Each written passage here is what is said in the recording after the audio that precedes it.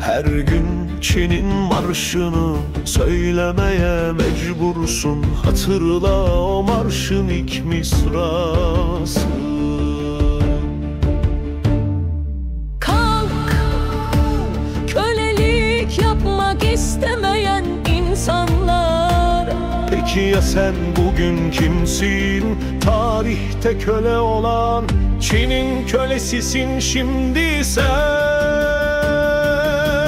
Çöllerde dağıldı kafatası ve kemikler, nehirler gibi akıyor kanın.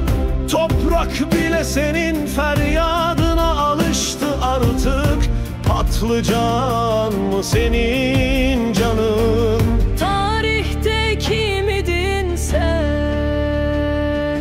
Bilge Kağan seni görüp yatıyor. Sultan Satuk'un ruhu ağlıyor. Kalk artık. Kölelik yapmak istemeyen Uygur. Dolunay sana gözyaşlarıyla bakıyor.